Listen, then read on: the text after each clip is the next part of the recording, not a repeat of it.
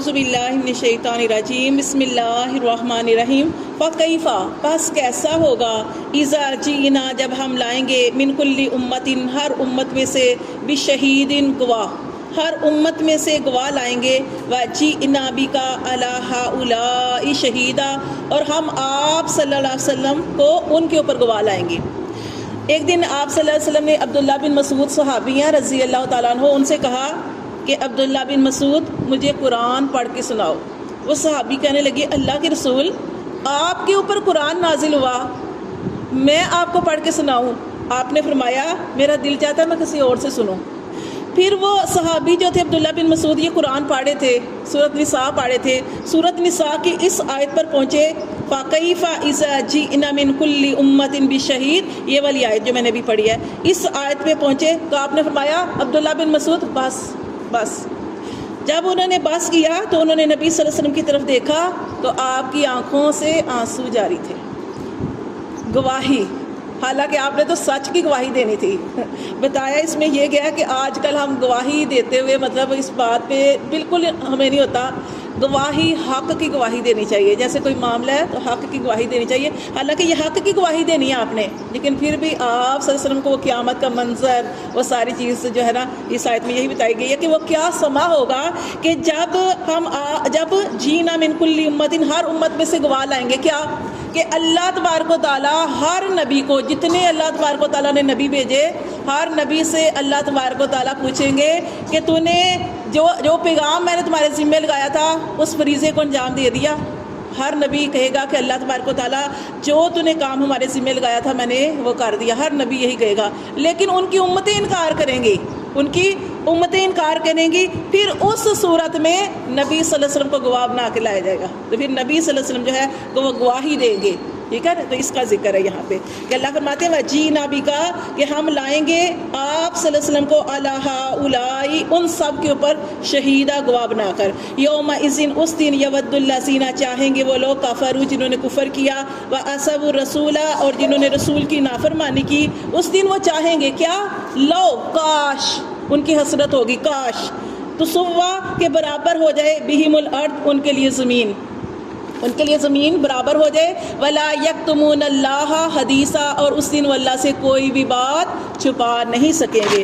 تو اس دن کیا ہے یہاں پہ یہ بتایا گیا ہے کہ اس دن کافر جو ہیں وہ جنہوں نے اللہ کے رسول کی بات نہیں مانی، اللہ کے حکم کو نہیں مانا، اللہ کے رسول کی بات نہیں مانی، اس دن کی ان کی خواہش ہوگی کاش یہ زمین برابر ہو جائے اور وہ ختم ہو جائے، کیونکہ ہر انسان کا حساب ہوگا نا، ہر انسان کا حساب ہوگا۔ تو جب ان کا حساب ہوگا، کافروں کا، مشرکوں کا حساب ہوگا، تو اس وقت کیا ہوگا جب ان کے اوپر سزا ان کے اوپر نافذ کر دی جائے گی کہ یہ جہنمی ہے، یہ مشرک ہیں، ان کے لیے ہمیشگی والی جہنم ہے، دائمی عذاب ہے ان کے لیے، تو اس وقت ان کی خواہش ہوگی کہ ان کا معاملہ ہو اور ختم ہو جائے، کیونکہ یہ معاملہ کیسے کہ جیسے اللہ تبارک و تعالیٰ ہر جانور کا بھی معاملہ ہوگا، جیسے حدیث میں آتا ہے ایک سینگ والی بکری نے بغیر سینگ والی بکری کو مارا، اس نے اس کو مارا تو اس کا بھی حساب ہوگا، اللہ تعالیٰ جانوروں کا بھی حساب کریں گے، چرند پرند ہر چیز کا حساب کریں گے، تو پھر جب حساب ہوگا تو جانور جو ہے ان کا حساب کر کے ختم کر دیا جائے گا۔ اسی طرح ان کی حسرت ہوگی کہ ان کے ساتھ بھی جو بھی معاملہ ختم ہو، لیکن آپ قرآن کے اندر پڑھتے ہیں کہ ان کے لیے ہمیشگی والا عذاب ہے کہ بار بار جہنم کے اندر یہ جلد، اللہ معاف کرے، یہ جلے گی اور بار بار اللہ تبارک و تعالیٰ پھر جسم کے اندر یہ سارا ماس آئے گا، پھر جلد، یہ ہمیشگی کے ساتھ ایسا معاملہ ہوتا رہے گا۔ اللہ فرماتے ہیں اس دن یہ کافر جھوٹ بول کر اپنی جان چھڑا نہیں سکیں گے، کیوں؟ اللہ قرآن مجید میں نہیں فرماتے کہ اللہ سمیع علیم ہے، اللہ خوب سننے والے بھی ہیں اور دیکھنے والے بھی ہیں، اس دن کچھ چھپا نہیں سکیں گے۔ پھر اللہ تعالیٰ نے فرمایا یا ایھا الذین آمنوا اے وہ لوگوں جو ایمان لائے ہو، لا تقربوا الصلاۃ تم نماز کے قریب نہ جاؤ، وانتم سکارا جب تم نشے کی حالت میں ہو۔ شراب کے بارے میں ہے کہ جب آپ نے شراب پی ہوئی ہے تو اس وقت جو ہے وہ نماز کے قریب نہیں جانا، نماز جو شراب تھی وہ پہلے حرام نہیں تھی، اللہ تعالیٰ نے اس کو آہستہ آہستہ کر کے حرام کیا، ٹھیک ہے؟ تو اللہ تعالیٰ فرماتے ہیں کہ شراب کی حالت میں، نشے کی حالت میں جو ہے وہ نماز کے قریب نہیں جانا، کیونکہ ایک واقعہ ہو گیا تھا، شان نزول بھی ہے اس کا، کہ ایک صحابی تھے تو انہوں نے اپنے گھر میں، عبد الرحمن بن عوف صحابی، انہوں نے اپنے گھر میں دعوت کی ہوئی تھی، ٹھیک ہے؟ اور جب دعوت ہوئی تو اس کے اندر شراب بھی تھی، شراب کا دورہ بھی ہوا تو سب نے شراب کی. نبی صلی اللہ علیہ وسلم شروع سے شراب سے نفرت کرتے تھے آپ, ٹھیک ہے, لیکن صحابہ کرام پی لیتے تھے. تو جب شراب پی تو اس کے بعد جب نماز کا ٹائم ہو گیا تو جب نماز پڑھائی تو نماز کے اندر یہ جو سورت کافرون ہے اس کے اندر لا نہیں بولا, لا پہ چھوڑ دیا. یہ جیسے ہے نا کہ نہیں میں عبادت کرتا اس کی جس کی تم کرتے ہو, تو اس میں انہوں نے سورت کافرون کے اندر وہ صحیح نہیں پڑھائی اس کے اندر, ٹھیک ہے نا, لا جو تھا اس کے اندر چھوڑ دیا. تو پھر اللہ تعالیٰ کا حکم آیا کہ اے ایمان والو, نماز جب تم نماز پڑھے ہو تو تمہیں اتنی ہوش ہونی چاہیے کہ تم کیا کہہ رہے ہو. اسی طرح جب ہم نیند آئی ہوتی ہے تو آپ کو نیند بھی آئی ہے, آپ نے نماز بھی پڑھنی ہے, تو آپ کیا کریں گے, آپ جو ہے ہوش ہونا چاہیے. کیونکہ آپ دیکھیں نا, اگر آپ کو نیند آئی ہے تو تھوڑی دیر لیٹ جائیں, کیونکہ ہو سکتا ہے نیند کے اندر جیسے آپ بار بار آپ کو جھونکے آ رہے ہیں تو آپ نماز پڑھیں اور ہو سکتا ہے کہ اپنے لیے دعا مانگنے کی بجائے کچھ اور مانگ دیں. جیسے یہ صحابی تھے, انہوں نے نماز جو تھی وہ پڑھائی, اس کے اندر سورت کافرون غلط پڑھی. تو مطلب کیا ہے کہ وہ شراب کی وجہ سے کہ پتہ ہی نہیں کہ انسان کو کہ کیا پڑھا اور کیا نہیں پڑھا. حالانکہ وہ دیکھیں سورت کافرون میں کیا ہے کہ میں اس کی عبادت نہیں کرتا جس کی تم کرتے ہو, تو انہوں نے کیا پڑھا, میں اس کی عبادت کرتا ہوں جس کی تم کرتے ہو. ایک لفظ کے غلط ہونے سے سارا مطلب بدل جاتا ہے. تو یہ یہاں پہ یہ بتایا گیا کہ نشہ آور چیز جو ہے اگر کوئی بھی, پھر بعد میں اس کو حرام قرار دے دیا گیا, ٹھیک ہے. پھر وہ اللہ تعالیٰ فرماتے ہیں کہ نشے کی حالت میں, شراب کی حالت میں تم نماز کے قریب نہ جاؤ, حتیٰ تعلموا, حالانکہ تمہیں پتہ ہونا چاہیے نماز ایسی حالت میں پڑھو کہ تم جانو ما تقولون, کہ تم کیا کہہ رہے ہو. پھر اللہ نے فرمایا کہ اور نماز کے قریب نہیں جانا کس حالت میں, ولا جنوبن, اور نہ جنابت کی حالت میں. جنابت کیا ہوتی ہے, جنبی ہونا, حالت جنابت میں ہونا. یعنی جنبی سے مراد کہ جب غسل فرض ہو, جب آپ کے اوپر غسل فرض ہے, اور غسل فرض ہونے کی صورتیں یا تو میاں بیوی کا ملنا یا پھر حیض و نفاس, ٹھیک ہے, اس طرح کی صورتیں. تو اگر آپ کی ایسی صورتحال ہے تو آپ نے نماز کے قریب نہیں جانا جب تک کہ غسل نہ کر لیں. الا مگر عابر سبیل, لیکن مسافری کی حالت میں, یہ آپ کو سمجھاتی ہوں, مگر مسافری کی حالت میں, حتی تغتسلوا, یہاں تک کہ غسل کر لو.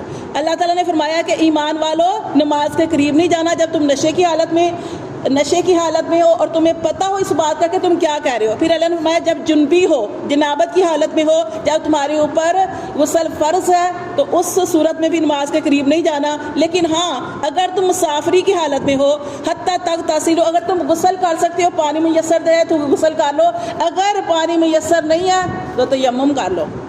ایک صحابی تھے عمار, حضرت عمار رضی اللہ تعالیٰ عنہ, ایک دفعہ وہ سفر کی حالت میں تھے تو جنبی تھے, جنابت کی حالت میں تھے. انہوں نے کیا کیا کہ اپنے پورا, پانی نہیں تھا دور دور تک کہیں بھی, پہلے پانی کا مسئلہ ہوتا تھا, پانی نہیں تھا, تو انہوں نے اپنا پورا جسم نا مٹی کے اوپر جو تھا پورا جسم جو تھا وہ لوٹ پوٹ ہوئے کہ پورے جسم کے اندر مٹی لگ جائے.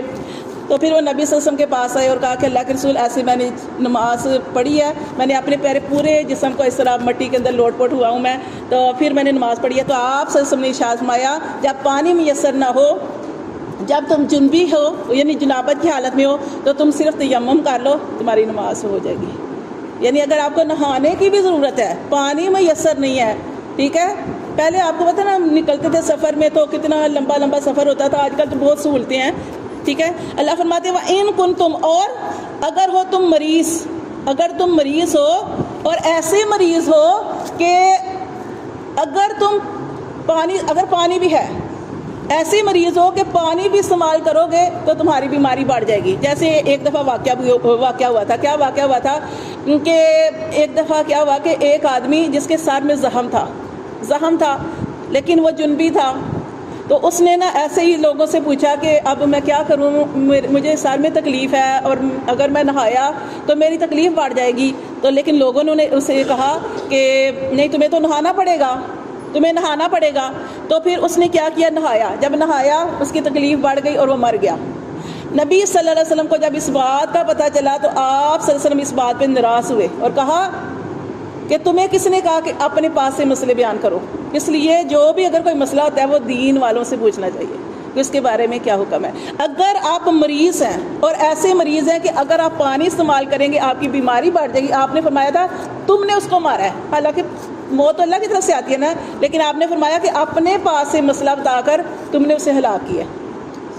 اگر آپ مریض ہیں، آپ نماز پڑھنے والے ہیں، اب پانی اگر آپ استعمال کریں گے آپ کی بیماری بڑھ جائے گی، تو آپ نے پانی استعمال نہیں کرنا، آپ تیمم کر لیں گے۔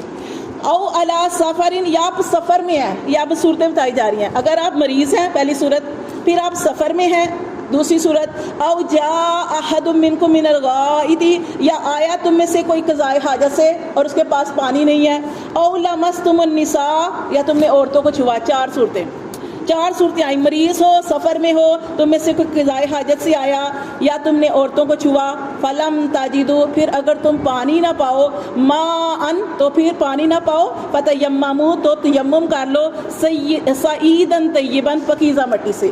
تیمم کیسے کرنا ہے؟ پاکیزہ مٹی۔ پاکیزہ مٹی کیا ہوتی ہے؟ جس کے اوپر دھوپ پڑ جائے، وہ خاک، جیسے آپ کی گاڑی کھڑی ہے مثال کے طور پر، اب ہم کہاں سے مٹی دوسرا ڈھونڈیں، تو جیسے کہ کسی چیز کے اوپر دھوپ پڑ جائے تو وہ مٹی حلال ہوتی ہے، ٹھیک ہے، وہ پاکیزہ تھی۔ مٹی جو ہوتی ہے نا، جیسے ہمارے لیے آپ دیکھیں کہ ہم بچوں کو مٹی سے دور رکھتے ہیں، ہم کہتے ہیں ڈسٹ ہے، لیکن اس مٹی کے اندر شفا ہے۔ اللہ تعالیٰ فرماتے ہیں کہ جتنی ہم خوراک کھاتے ہیں وہ کہاں سے پیدا ہوتی ہے؟ مٹی کے اندر۔ مٹی کے اندر انسان پیدا ہوا، مٹی کے اندر انسان جا رہا ہے۔ یہ جو بچے، ہم تو مٹی کے اندر کھیلے ہیں نا، آگے ہم بچوں کو کہتے ہیں یہ ڈسٹ ہے، یہ ہے، وہ ہے، یہ مٹی کے اندر شفا ہے۔ جو بچہ مٹی کے اندر کھیلتا ہے نا، وہ بچہ جو ہے وہ زیادہ صحت مند ہوتا ہے، ٹھیک ہے۔ تو یہ یہاں پہ یہ بتایا گیا کہ پاکیزہ مٹی تیمم کیسے کرنا ہے؟ سب سے پہلے نیت ہے، نیت کرنے کے بعد یہاں پہ یہ پھر تیمم کے وہ بتائے گئے ہیں کہ تیمم کیسے کرنا ہے۔ تیمم کرو صعیداً طیباً، پاکیزہ مٹی سے، فامسحوا، مسح کرو، بوجوہکم، اپنے چہرے کا، وایدیکم، اور اپنے ہاتھوں کا۔ بس یہ ایک نیت ہو گئی۔ دوسرا یہ جو ہے آپ نے ہاتھ پھیرنا ہے ایک دفعہ مٹی کے اوپر، اور آپ سے حدیثوں سے ثابت ہے کہ آپ سے نے تیمم کیسے کیا ہے کہ آپ نے ایک دفعہ زمین پہ ہاتھ پھیرا، اسی سے پہلے اپنے چہرے کے اوپر یہاں پہ دیکھے جائے، جیسے ہم وضو کرتے ہیں، وضو کے فرائض کے اندر کیا ہوتا ہے؟ پہلے ہاتھ دھونا۔ لیکن جو تیمم ہے اس کے اندر یہ دیکھیں، آپ کو پتہ ہونا چاہیے کہ تیمم کے اندر پہلے اللہ تعالیٰ نے فرمایا کہ آپ نے ہاتھ پھیرنا ایک دفعہ زمین کے اوپر، پھر اپنے چہرے پہ مال دینا ایک دفعہ، اور اپنے ہاتھوں پر۔ اب ہاتھ کہاں تک ہے؟ کونیوں تک، الی المرافق کی کونیوں تک نہیں، ہاتھ یہاں تک ہے، یہ بازو آتا ہے، یہ کوہ نہیں ہے۔ صرف ایک دفعہ ہاتھ پھیر کے نیت آپ نے کرنی ہے کہ میں پاکی کی نیت کرتی ہوں تیمم کی، اور پھر آپ نے جو ہے اگر آپ کو پانی میسر نہیں ہے، جس گھر کے اندر پانی نہیں آ رہا، محلے میں پانی نہیں آ رہا، تو پھر آپ جو ہے اسی طرح مٹی کے اوپر ہاتھ پھیر کے تو آپ اپنے چہرے پہ اور پھر اپنے ہاتھوں پہ، ٹھیک ہے، اس طریقے سے، ٹھیک، بس یہ تیمم۔ اللہ فرماتے ہیں وَأَيْدِيكُمْ، اور اپنے ہاتھوں پر، ان اللہ، بے شک اللہ کان ہے، عفواً غفورا، اللہ تعالیٰ بڑا ہی درگزر کرنے والا اور بخشنے والا ہے۔